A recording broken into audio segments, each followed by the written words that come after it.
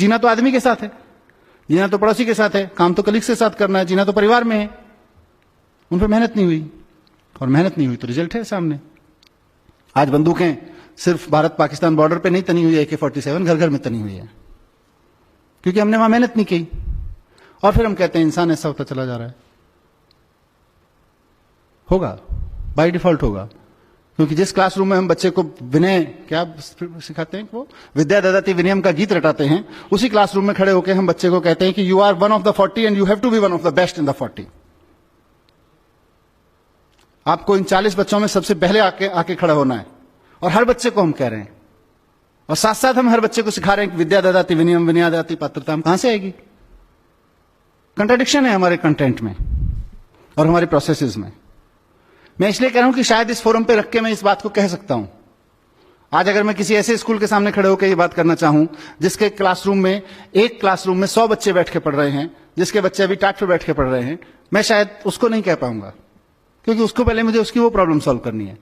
पर कम से कम जिस फोरम में आज मैं खड़ा हूं, फॉर्चुनेट हूं मैं इस फोरम के साथ बात रखने के लिए कि मैं इन मुद्दों पे आपसे बात कर पा रहा हूं, कर सकता हूं, और आप शायद उस बात को समझ सकते हैं प्रायोरिटी से। आपके मन में जब मैं ये बात कह रहा हूं तो ये क्वेश्चन नहीं घूम रहा हम कैसे करें यार, हमको तो 150 बच्चे क्लास में बिठा के पढ़ाने पड़ रहे हैं, ऐसे ही होगा। हमारा कंटेंट बहुत कंफ्यूजिंग है। पूरे के पूरे स्कूल सिस्टम को एक नए सिरे से देखने की जरूरत है। जहां हम बहुत अच्छा डिलीवर कर पा रहे हैं, वहां हम अच्छी टीचिंग कर पा रहे हैं, अच्छा लर्निंग अभी नहीं है। लर्निंग नहीं है, उसका प्रमाण है कि किसी भी पढ़े लिखे आदमी के बारे में आप गारंटी नहीं ले पाएंगे कि यह आदमी जब सड़क पे गाड़ी चलाएगा तो ट्रैफिक रूल्स का वायलेशन नहीं करेगा। पढ़ाया तो था आपने, किसी एक एप्रोप्रिएट लेवल पे आके आपने ट्रैफिक रूल्स का चैप्टर पढ़ाया था, हाउ टू ड्राइव सेफ का चैप्टर पढ़ाया था, लेकिन लर्निंग नहीं हुई, सिर्फ टीचिंग हुई। यह उस बात का प्रमाण है। लर्निंग हो गई होती तो जिंदगी भर के लिए हो गई होती। 2+2 जिस वक्त आप लर्न करा देते हैं, 90 साल की उम्र में भी आदमी मरेगा तो 5 नहीं बोलेगा, 4 ही बोलेगा, 3.5 पे भी सहमत नहीं होगा, क्योंकि 2+2 आपने लर्न करा दिया। लेकिन ड्राइविंग के रूल्स, सेफ्टी के रूल्स आप लर्न नहीं कराते, आप टीच करते हैं। There is a basic difference between teaching and learning, और वो हम सोसाइटी में देख पा रहे हैं। सोसाइटी इंजीनियर्स मांगती है आपसे एक स्कूल के रूप में, आपसे डॉक्टर्स मांगती है, अच्छे अच्छे प्रोफेशनल्स मांगती है, लेकिन वही society, that's why I said, मैं स्वार्थ के तहत आया हूं आपके पास में, ये मेरा स्वार्थ है। जिस सोसाइटी को मैं रिप्रेजेंट कर रहा हूं, मैं एक बहुत छोटे से हिस्से को उसका रिप्रेजेंट कर रहा हूं, लेकिन एक एजुकेटर से, एक प्रिंसिपल से, एक टीचर से, एक मैनेजमेंट ऑफ एजुकेशन से, एक एजुकेशन मिनिस्टर से अगर मैं इस तरफ आके खड़ा हो जाऊं, ये सोसाइटी वो कंटेंट मांग रही है आज कि साहब हमने 2.5 साल का अपना बच्चा आपको दिया, आपको उसको फिजिक्स पढ़ाना है, फिजिक्स पढ़ाइए, केमिस्ट्री पढ़ाना है, केमिस्ट्री पढ़ाइए, लेकिन जब वापस दें तो एक अच्छा स्किल्ड आदमी भी हो, लेकिन एक आदमी भी अच्छा हो। उसमें अभी हम फेल हैं।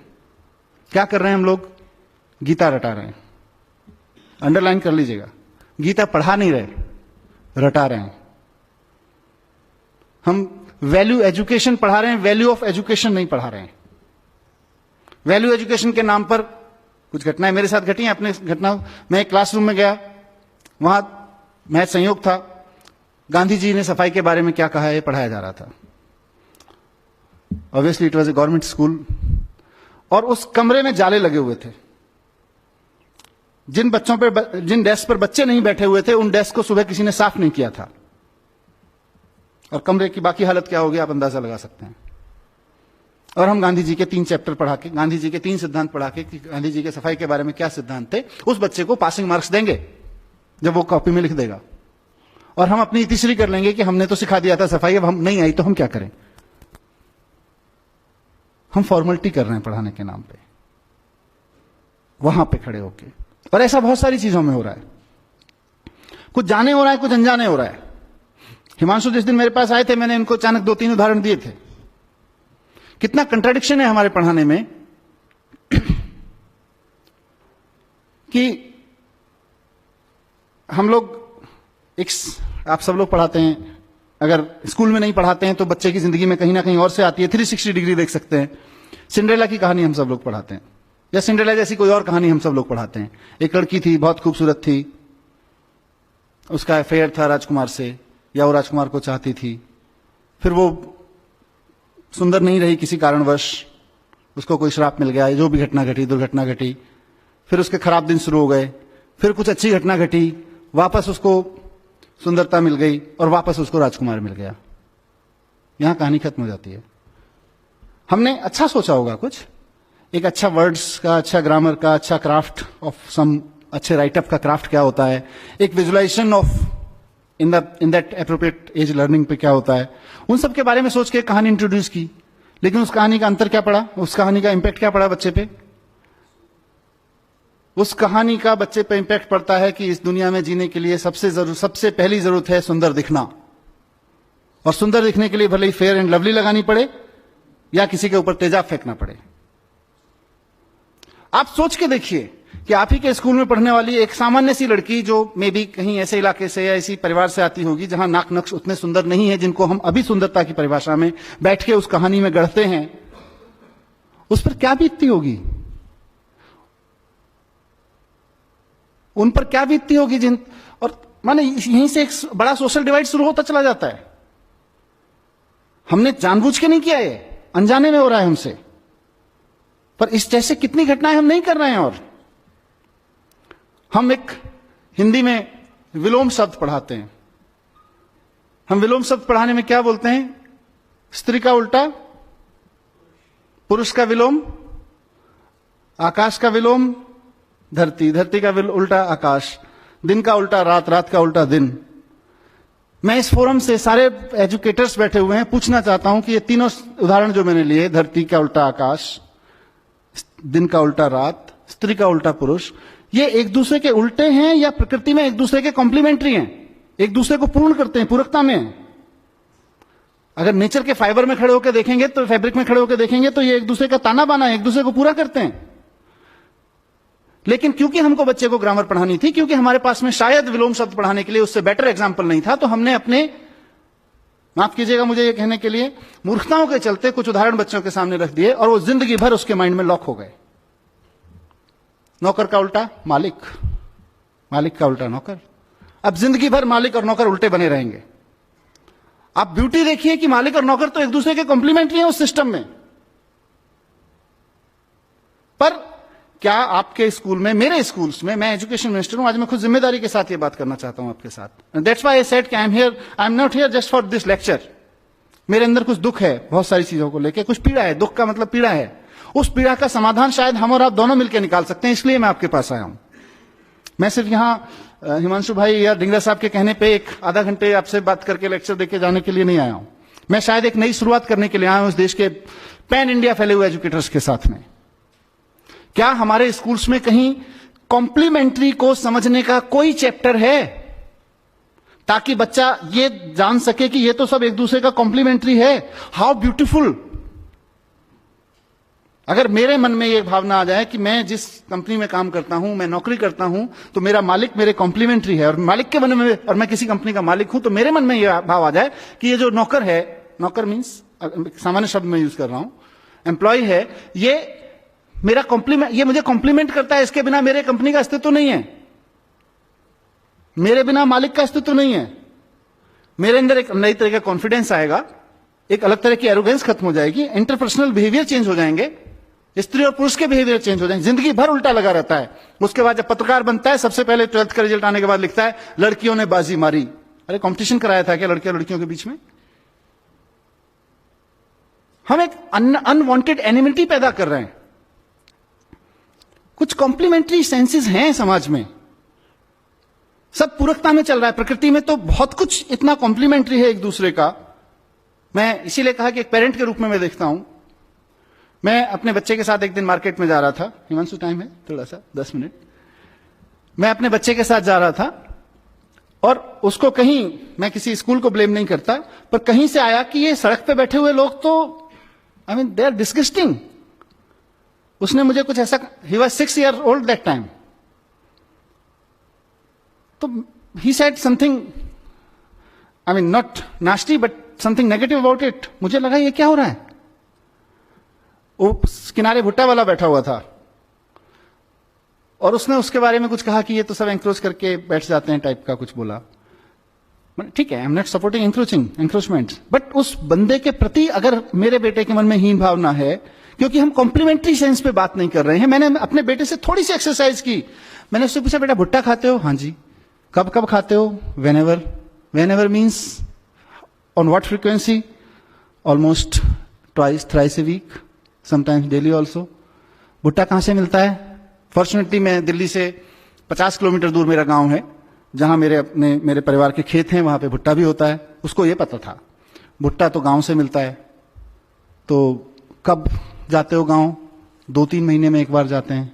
तो अगर गांव से ही भुट्टा खाना पड़े तो कितना समय लगेगा भुट्टा मिलने में? कितनी बार भुट्टा खा सकते हो एक साल में? 1 बार, ज्यादा से ज्यादा 2 बार। लेकिन दिन में अगर हफ्ते में 2 बार खा लेते हो तो किसकी वजह से खा लेते हो? ये तो भुट्टे वाले भैया की वजह से खा लेते हैं। इंपॉर्टेंट है ये रिलेशनशिप पहचानना, ये रिलेशनशिप पहचानना इंपॉर्टेंट है। नेचर के, ये तो व्यक्तियों के साथ हमने रिलेशनशिप पहचान, कितना कॉम्प्लीमेंट्री फैब्रिक है, इसको हमने बात नहीं करते हैं। और हमारे पास कोई उदाहरण नहीं है, कोई चैप्टर्स नहीं है, कोई थ्योरीज नहीं है इस सबको बात करने की। नेचर के साथ ताने बाने को पहचानने की थ्योरीज नहीं है। आज हम बड़े शान से कहते हैं पेट्रोल की कीमत 50 रुपए लीटर, 60 रुपए लीटर। ये पेट्रोल कहां से आता है? ये ऐसी चीजें हैं जो मैंने की हैं, बच्चों के साथ डिस्कशंस किए हैं, जिनका जिक्र हिमांशु कर रहे हैं। मैं बच्चों के साथ जाता हूं तो इन सब पे बात करता हूं। पेट्रोल की कीमत 50 रुपए लीटर। पेट्रोल कहां से आता है? आपने रटा रखा है ठीक से, वहां गल्फ कंट्रीज में कुएं हैं, असम में कुएं हैं, वहां कुएं हैं, वहां से निकल के आता है। उसमें कितना जाता है 50 रुपए में से? कुछ नहीं जाता। फिर ये 50 रुपए किस लिए है? इसका तो पता नहीं। तो क्या कर रहे हैं हम? बस हम उसको रटा रहे हैं, 50 रुपए की में पेट्रोल आ जाता है, और उसके बाद जितना बड़े बाप का बेटा उतना पेट्रोल फूंकने का अधिकारी। फर्क नहीं पड़ता है क्या फर्क पड़ रहा है, कितना पेट्रोल फूंक रहे हैं। मेरे पिताजी ने रिश्वत लेके पैसे कमा लिए, उसके बाद मैं कितना ही पेट्रोल फूंक सकता हूं। लेकिन अगर उस एज में हमने बच्चे को यह सिखा दिया कि इस धरती के सारे इंसानों की हैसियत नहीं है मिलके कि पेट्रोल की एक बूंद बना सकें। धरती के अंदर कई हजार साल की केमिकल, सोशल, अलग अलग तरह की प्रोसेसेस के बाद में एक पेट्रोल की बूंद तैयार होती है। उसको धरती से निकाल के मेरी गाड़ी तक लाने में, रिफाइन करने में कुछ लोग लगते हैं, उनका घर चल सके इसके लिए मैं 50 रुपए देता हूं। ऐसा ही है ना? तो उसको अचानक अपने 50 रुपए की कीमत भी समझ में आ जाएगी, कहां जा रहा है ये भी समझ में आ जाएगा, और पेट्रोल भी समझ में आ जाएगा। लेकिन हम नेचुरल वे में जैसा है वैसे के तरीके से बात नहीं कर पा रहे हैं अपने क्लासरूम्स में। ये मेरी एक पीड़ा है जो मैं आपके सामने रखना चाहता था, जो मैं चाहता हूं कि हम सब इस पे ध्यान दें। बहुत सारे ऐसे काम हम कर रहे हैं। एक और उदाहरण मेरे मन में आता है, मैंने अपने बच्चे की किताब से देखा, उसके बच्चे की किताब में किसी जगह आया एक शब्द था जेंटलमैन। अब जेंटलमैन के ऊपर एक तस्वीर बना दी गई, अर्ली चाइल्डहुड एज, बहुत ही सूटेड बुटेड सा आदमी, एकदम ऐसे खड़ा हुआ, बैग लेके, टाई लगा के। अब क्या हो गया? उस बच्चे को समझ में आ गया कि जेंटलमैन तो ऐसा होता है, क्योंकि जिस एज में आप उसको ये जेंटलमैन सिखाने की कोशिश कर रहे हैं उसमें उसकी पिक्चोरियल अंडरस्टैंडिंग ज्यादा है, लर्निंग लेवल थ्रू पिक्चर्स ज्यादा है, पर वो उतना नहीं सीख रहा है जितना आप सिखाने की कोशिश कर रहे हैं। वो 360 डिग्री सीख रहा है, और ये हमको स्वीकार नहीं है कि बच्चा 360 डिग्री सीख सकता है। हमको लग रहा है बच्चा तो उतना ही सीखेगा जितना हम सिखाएंगे जी फॉर जेंटलमैन। लेकिन बच्चा तो उस पिक्चर को देख के एक इमेज बना रहा है और जिंदगी भर के लिए कैद करके रख रहा है। उसके बाद उस बच्चे का फादर अगर किसान है, जिंदगी भर अपने पापा को किसान नहीं मान सकता, जेंटलमैन नहीं मान सकता है।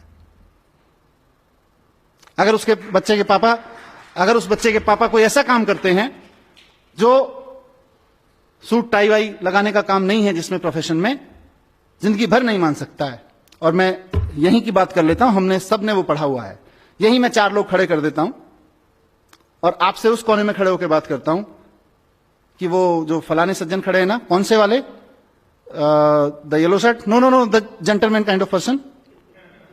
हम किसको मार्क करेंगे आप बता दीजिए अगर एक आदमी टाई वाला हुआ तो? हम इस कमरे में बैठे हुए लोग, पढ़ने वाले नहीं, पढ़ाने वाले लोग, क्या हमारे माइंड में तुरंत क्लिक नहीं कर जाएगा कि हम किसके बारे में बात कर रहे हैं?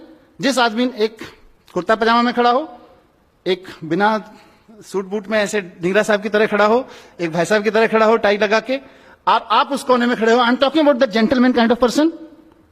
And believe me, how many of them in this room will not accept, will not point out exactly the person I am talking about. So, ये क्या कर रहे हैं हम? कहां से आए हमारे अंदर? हमको भी किसी ने जेंटलमैन की पिक्चर दिखा दी होगी किसी समय, नोइंगली और अननोइंगली। सो मैं आप सब लोगों का ध्यान इस तरफ दिलाना चाहता हूं कि हमारे पास जो बच्चा आ रहा है वो 360 डिग्री सीख रहा है। आज से 50 साल पहले पढ़ाने का तरीका आपका जो भी था वो बहुत अच्छा था, क्योंकि बच्चे के पास में इंफॉर्मेशन का सिर्फ दो ही जरिया थे, स्कूल और पेरेंट्स। अनफॉर्चुनेटली पेरेंट्स के पास में इंफॉर्मेशन बहुत कम होती थी as compare to school and teacher. Teacher का इंफॉर्मेशन का, नॉलेज का लेवल कहीं ज्यादा हाई होता था, पेरेंट्स का comparatively and generally, specific cases की मैं बात नहीं कर रहा, कम होता था। उस वक्त आपने जो डिजाइन किया एजुकेशन का सिस्टम बहुत अच्छा था। आज की तारीख में बच्चे के हाथ में मोबाइल है, वो बच्चा अपने पेरेंट्स से ज्यादा जानता है, आप अपनी तो छोड़ दीजिए। वो दुनिया के इतने लोगों से अपने फोन पे बैठ के बात कर सकता है, इतने लोगों से कॉम्पीट कर सकता है, किस किस तरह के कंपटीशन में हिस्सा ले सकता है, आप अज्यूम नहीं कर पाएंगे। हम उस बच्चे को पढ़ा रहे हैं। आज हम उस बच्चे को नहीं पढ़ा रहे जिसका इंफॉर्मेशन के लेवल पे सिर्फ दो ही सोर्स थे और क्रेडिबिलिटी के नाम पर एक ही सोर्स था, टीचर। मदर फादर कभी भी किसी बच्चे के लिए क्रेडिबल सोर्स ऑफ इंफॉर्मेशन नहीं हुए थे, आज भी नहीं है। लेकिन अनफॉर्चुनेटली और फॉर्चुनेटली टेक्नोलॉजी यहां पहुंच गई है कि उस बच्चे के पास इतने सोर्स ऑफ इंफॉर्मेशन है कि टीचर्स के सारे कलेक्टिव सोर्स ऑफ इंफॉर्मेशन कम पड़ गए। स्कूल का हमारे सारे कैरिकुलम कम पड़ गया है उसके सामने। We have to shape up a mind which is being affected, which is being, let me use this word, which is being attacked day and night through every corner. 100 TV channels, 5,000 games, websites, game sites, and peer pressures. All these things are attacking the mind each and every minute. Party में भी जाता है तो वहां एक peer pressure होता है, अब हमको उसको हैंडल करना है। वो बच्चा हमारे पास में 4 घंटे के लिए आ रहा है, 5 घंटे के लिए आ रहा है। So we have to shape up our education content and system and processes in a way so that we can make ourselves capable of handling that child. Sorry to say, we have not prepared.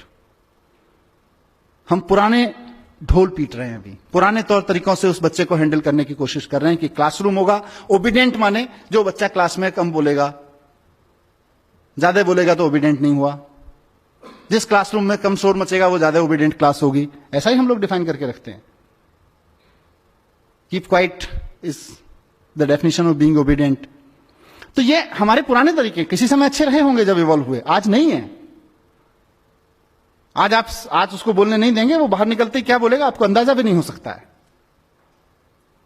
और इसी का नतीजा है कि एक नई generation हमारी critical पैदा नहीं हो रही है। क्यों मैं ये बात कर रहा हूं? मेरे को कोई शौक नहीं है पढ़ाने का। मैंने कहा मैं तो एजुकेशनिस्ट नहीं हूं और मेरा एजुकेशन प्रोफेशन भी नहीं था। मैं तो संयोग से इस फील्ड में आ गया और आज मैं यहां खड़ा हुआ हूं। क्यों मैं कर रहा हूं इसकी बात? क्यों एज ए लीडर मेरी जरूरत महसूस हो रही है मुझको कि हमें एजुकेशन के कंटेंट पे क्लासरूम को एक आंदोलन में बदलने की जरूरत है। साथियों, आपके पास 40 बच्चे, 50 बच्चे, 30 बच्चे आपके क्लासरूम में बैठे हुए हैं और वो आंदोलन की सबसे बढ़िया, सबसे फर्टाइल ग्राउंड है। किस चीज के खिलाफ आंदोलन? वो जो समाज में चल रहा है उसके खिलाफ आंदोलन। समाज में धर्म के झगड़े चल रहे हैं, हमको क्लासरूम में बैठ के सेटल करना पड़ेगा कि ये बच्चा जब जाए तो उन धार्मिक झगड़ों में शामिल ना हो पाए। इवन को इन्फ्लुएंस भी करने की कोशिश करे तो उसको क्लैरिटी है, उसको इंटरनेट पे, व्हाट्सएप पे भी कोई ऐसा मटेरियल मिले तो उसको क्लैरिटी रहे, नहीं I have understood it, this is rubbish. That we have to prepare for. धर्म के, जाति के झगड़े हैं, क्षेत्रवाद के झगड़े हैं, क्रिटिकल नहीं है। 5000 साल पहले जिसने कुछ कह दिया उसी को माने बैठे हैं। नया करने की क्षमता पैदा नहीं हो रही है हमारे बच्चों में। आप देखिए कितने बच्चे हैं जो नया पैदा कर सकते हैं, नया सोच सकते हैं, क्योंकि नया करने के लिए रिस्क चाहिए, रिस्क लेने की क्षमता चाहिए, और रिस्क लेने की क्षमता हम लोग नहीं पैदा कर पा रहे हैं बच्चों में। क्योंकि हम जब पैदा कर पाएंगे तो हमारी क्लास में पढ़ने वाले 40 बच्चों में से कम 38 के बीच होनी चाहिए। अभी तो 38 में से 40 में से 2 के बीच है, उसके बहुत सारे और संयोग कारण हो सकते हैं। क्योंकि जब क्लासरूम से रिवॉल्यूशन से पैदा होगा, कॉन्फिडेंस पैदा होगा, नया करने की जिजीशा पैदा होगी, हिम्मत पैदा होगी, तो वो 40 में से 38 बच्चों की में पैदा होगी कम से कम। और उसका नतीजा क्या हो रहा है? एक नेशन जो अपने आप में कॉन्फिडेंट नहीं है, एक सोसाइटी जो अपने आप में अपने थॉट्स पे कॉन्फिडेंट नहीं है, अपने थॉट्स के प्रति क्रिटिकल, अपनी कन्वेंशंस के प्रति क्रिटिकल नहीं है, कुछ नया करने की हिम्मत नहीं जुटा पा रही है। 1500 साल पहले आर्यभट्ट ने कहा था शून्य है, शून्य की खोज की उसने किया, और हमने 1500 साल क्या किया? हमने 1500 साल गाना गाया, जब जीरो दिया मेरे भारत ने दुनिया को तब गिनती आई। हमने गाना गाया, और उसी शून्य का 1500 साल पहले जिस हिंदुस्तान ने शून्य का आविष्कार किया, उसी शून्य का इस्तेमाल अमेरिका और यूरोप के साइंटिस्ट ने करके पूरा साइबर वर्ल्ड उस शून्य में खड़ा कर दिया। हम गाना गाते रह गए, जब जीरो दिया मेरे भारत ने दुनिया को तब गिनती आई। उन्होंने साइबर वर्ल्ड खड़ा कर दिया। आज वो ट्विटर चलाते हैं, फेसबुक चलाते हैं, गूगल चलाते हैं, यूट्यूब चलाते हैं। हम अपने लड़के लड़कियां नौकरी करने भेजते हैं उनके यहां पे, और हम कहते हैं कि हम तो बहुत महान देश थे पहले से। हम अच्छा हमने किया है, काफी कुछ किया है। ऐसा नहीं है कि एजुकेशन में कुछ नहीं हुआ। मैं with due respect to every educator मैं कहना चाहता हूं कि एजुकेशन की आज तक की बहुत अचीवमेंट हैं। आज मैं अगर आपके सामने खड़ा होकर इस मंच से बोल पा रहा हूं और आप में से कोई इस बात को लेकर क्वेश्चन नहीं कर रहा है कि ये जो आदमी इतनी बड़ी बड़ी बातें यहां कर रहा है इसका धर्म और जाति क्या है, वो एजुकेशन की अचीवमेंट है आज हमारे यहां। आज आपके सामने कोई आदमी इंटरनेट यूज करता है और आपके मन में कभी भी यह सवाल नहीं उठता, मतलब आपके माने समाज के मन में, समाज में किसी के मन में यह सवाल नहीं उठता है कि इंटरनेट यूज करने वाले की जाति क्या है, जरा पूछ के तो देख लें। इस जाति के लोगों की हिम्मत कैसे हुई इंटरनेट यूज करने की? आज ये क्वेश्चन नहीं बचा है समाज में, वो एजुकेशन की वजह से है। 500 साल पहले गुलाम खरीदना और रखना या गुलाम की तरह बिकना समाज की स्वीकृति में था। आज कोई भी व्यक्ति इस बात को स्वीकार करने को तैयार नहीं है अपने सामने किसी गुलाम को बिकते हुए देखकर। खुद के लिए गुलाम होकर बिकना या खुद के लिए गुलाम खरीदना तो अलग छोड़ दीजिए, ये एजुकेशन की अचीवमेंट है। लेकिन जहां नहीं पहुंचे वहां का चर्चा करना जरूरी है। जो छूट गया एजुकेशन से वो बहुत क्रिटिकल है और वो बहुत स्लो है। इसीलिए मैंने कहा हम अतीत के गुणगान में बहुत लग गए हैं। हिंदुस्तान की सबसे बड़ी प्रॉब्लम यही है कि हम अतीत का गुणगान बहुत करते हैं। हमारे यहां आर्यभट्ट हुए थे, अरे सर जी आर्यभट्ट हुए थे, उसके बाद हमने क्या किया? आर्यभट्ट तो होके चले गए। मुझे कई बार लगता है कि अगर आइंस्टाइन हिंदुस्तान में पैदा हुए थे तो हिमालय में एक मंदिर बना देते हम लोग उसका, और समझा रहे होते अपने बच्चों को 14 कोस की परिक्रमा है, सीधे चले जाओगे, पेट के बल लेट के जाओगे तो जल्दी साइंस समझ में आ जाएगी।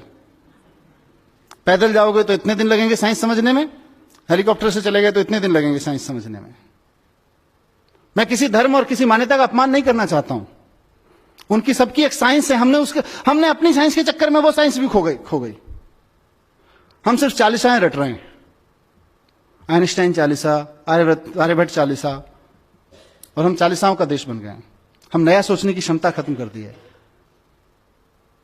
तो मैं इस सभा के माध्यम से, जैसा मैंने शुरू में कहा कि एक बहुत बड़ा स्वार्थ मुझे यहां पे खींच के लाया है, और मेरा वो स्वार्थ है साथियों, मेरा एक सपना है कि इस देश की पॉलिटिक्स में एजुकेशन एक बड़ा मुद्दा बने। इस देश की सोच में एजुकेशन एक बड़ा मुद्दा बने। मैं एक ऐसे दिन का सपना देख रहा हूं कि हमने बड़े बड़े तरह के इलेक्शन देखे हैं। हम आ गए तो गरीबी हटा देंगे, हम हटा गए तो हिंदुओं को राज दे देंगे, हम आ गए तो मुसलमानों को राज दे देंगे, हम आ गए तो सिख इनका ये कर देंगे, उनका ये कर देंगे। हमने अलग अलग तरीके के अलग अलग रीजनल विज़ावी नेशनल इलेक्शंस में अलग अलग मुद्दे देखे हैं। मैं चाहता हूं कि इस देश में इस बात पर डिबेट हो और पॉलिटिकल पार्टीज आके खड़ी हों और कहें कि अगर हम आ गए तो हम एजुकेशन को यहां लाके खड़ा करेंगे, उस पर इलेक्शन लड़े जाएं। गलत सपना तो नहीं देख रहा जी? इस सपने को मैं अकेला नहीं सच कर सकता, इस सपने को मैं आप जैसे लोगों के साथ मिलकर सच कर सकता हूं। इस सपने को सच करने के लिए मुझे क्या मतलब, हमें एज ए नेशन हम लोगों को एक बहुत बड़ी डिबेट की जरूरत पड़ेगी, बहुत बड़े डिस्कोर्स की जरूरत पड़ेगी। जो अलग अलग डिस्कोर्सेज में उलझे हुए लोग हैं, फंसे हुए लोग हैं, उनको सबको लाके इस प्लेटफॉर्म पे, इस पैराडाइम पे लाके खड़ा करने की जरूरत पड़ेगी। आइए बाद में बात कर लेंगे तुम्हारे धर्म के झगड़ों के बारे में, आइए पहले एजुकेशन के बारे में बात करते हैं। बाद में बात कर लेंगे तुम्हारे फालतू के झगड़ों के बारे में, आइए पहले एजुकेशन के बारे में। एजुकेशन के कंटेंट से लेके उसके पर्पस तक पे बात करनी पड़ेगी। उस सब के लिए एक बड़े एजुकेशन रेवोल्यूशन, एक बड़े एजुकेशन के आंदोलन की जरूरत है, जो क्लासरूम में भी चलेगा। क्योंकि सबसे बढ़िया चीज इसमें यह है कि आपके पास में जंतर मंतर सजा हुआ है।